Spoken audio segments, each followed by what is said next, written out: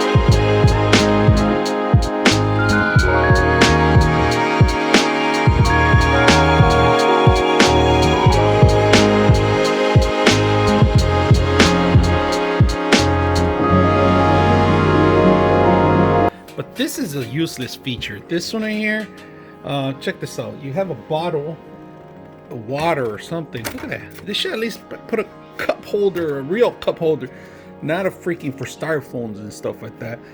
Those longer ones, but they should have put a top on it at least, you know. But this is a useless feature. All right, so my cable management, which I like. This is the actual two parts. Let me zoom out a little bit.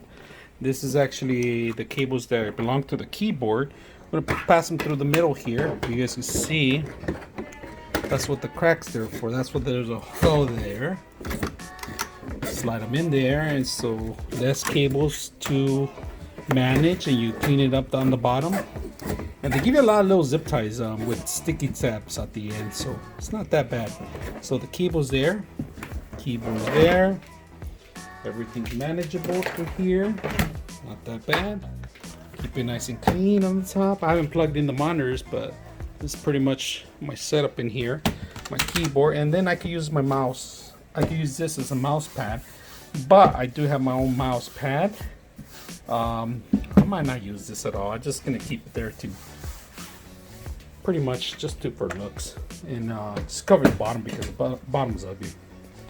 I'm not too happy about it. It's just one thing, I just don't like plastic on a desk.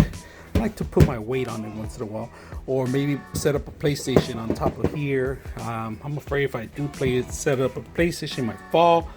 I mean, it is sturdy. There is two bars. There's two long bars that go across, but I'm just plastic. I don't trust plastic, especially during time. It has the RGB light. I'm gonna set it up and light it up and turn off the lights and play with the lights. But pretty much setting up my keyboard here. They give you enough room for a mouse. You don't need a mouse pad. You can use this. But like I said, I have my custom-made mouse pad from Corsair. It's not custom, but it's Corsair mouse pad. It's a lot larger than here. And then here, I don't like this part. I wish they had flattened the whole thing out. I mean, I don't like this level. I am going to put my Stream Deck probably in there too, on top of the. I mean, it's a little crampy. I got to move some stuff over. So let's put it together. Normally, not enough room. This space right here, I wish it was more even to add more stuff in here. This is kind of like a useless little tool that I never even use.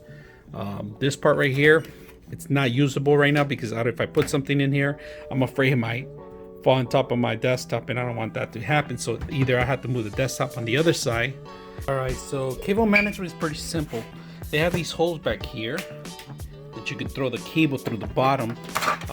Like it so far, I like this, but this is not durable. This is plastic. It's kind of hollow, and anything heavy you might break it.